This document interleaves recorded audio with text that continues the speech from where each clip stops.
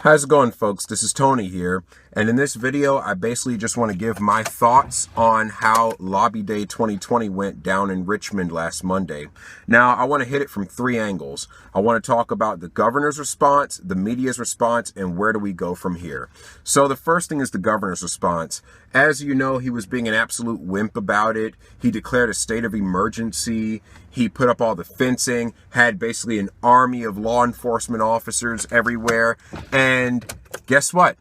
He didn't need any of that. It went by peacefully. The Second Amendment community primarily consists of peace-loving, freedom-loving adults who are responsible enough to take care of themselves and behave themselves properly in public.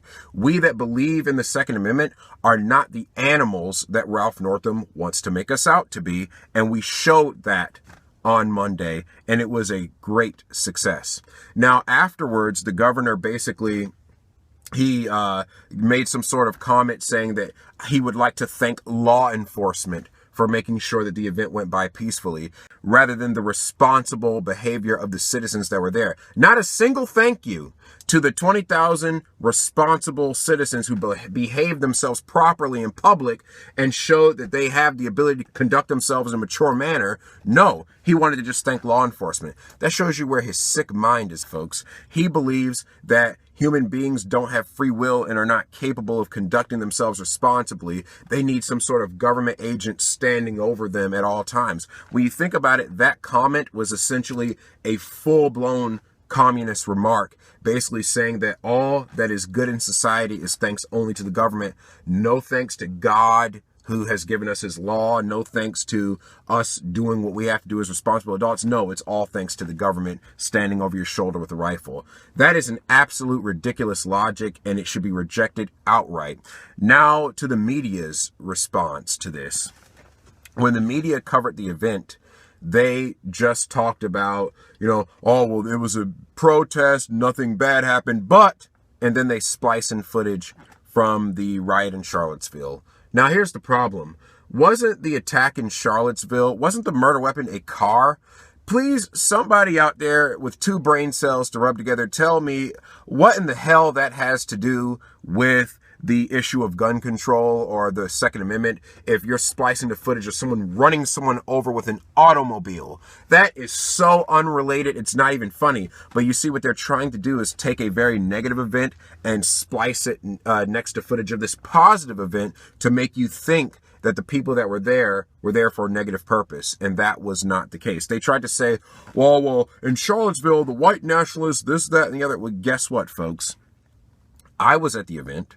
In fact, I was a speaker at the event, and I stand by everything I said from that podium, where I said that the governor and his cronies would be violating Title 18 of the U.S. Code, Sections 241 and 242, if they sign these bills into law. It's conspiracy against rights, it's unconstitutional, and it's a felony. I believe that, wholeheartedly. But guess what? I was at that event, and I am of Native American ancestry. You can clearly see by looking at me that my skin is beige. It is not white, folks. You can clearly tell that by looking at me. Yet I was surrounded on that day by thousands of white men with rifles and beards, the kind of people they want you to think are these racist lynch mobs, and nothing happened to me. When I walked past a lot of them, they were chanting USA, USA, USA, and I was chanting it with them. It was a positive event, folks. Nobody was looking at me saying, oh, that savage, I can't wait to scalp him back, or anything like that. Nothing. It was nothing as crazy as the media is trying to portray it as. So don't get caught up in the media hysteria. It was a very peaceful event. Yeah, you may have had a couple of nut jobs that wanted to go, but I just want to contrast who is really the white nationalist here. The white man with a rifle and a beard who doesn't want his country to be overrun by unconstitutional laws and illegal immigrants, or the white man over here who supports abortion, which was even popularized in this country as a way to exterminate black babies. So, and the one who also dressed up as what, a KKK member or something like that in college. Which one is the white nationalist, folks? The white guy who just wants to protect his family using his rifle, or the white guy who believes in aborting black babies and who thinks it's funny to dress up as a KKK member? I submit to you that Ralph Northam is the real white nationalist, and he's just trying to shift attention by putting the focus on white men that own guns. Now, I went and I was surrounded by those white gun-owning Americans, and nothing bad happened. And guess what? There were black men with AR-15s, with signs that said black guns matter, signs that said, you know, gun control is racist. So this is not a race-based issue, but you see, they try to bring up race to get us nipping at each other, but that's not what the reality is. Now, I just wanted to just clear the air with that. Now, where do we go from here? The third point. Even if nothing of what happened last Monday changes whatever laws they try to get signed into law, still contact your local government and make sure that they're up to speed with this and are not going to go along with it. Still contact your senators. Make sure you vote in the next election. But most importantly, we have given every conservative candidate a powerful tool to shut down their gun control opponent. Consider this.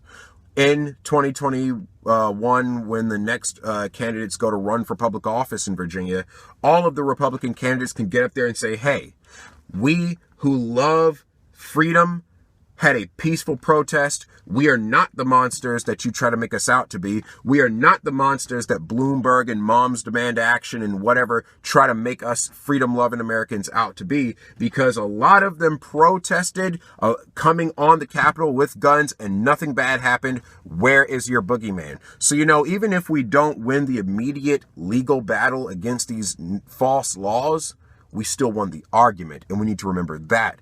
Make sure that when your candidates are running for public office, every debate, every ad, every public appearance, they make the point that patriots are peaceful, because that is what happened. So we just need to make sure that we keep in mind, even if we don't win the immediate battle in terms of the law, we still won the argument.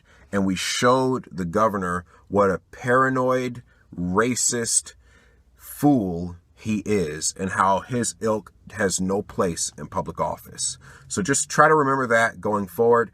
Anyway, these are just my thoughts. Let me know what you think in the comments below. Have a great day, everybody.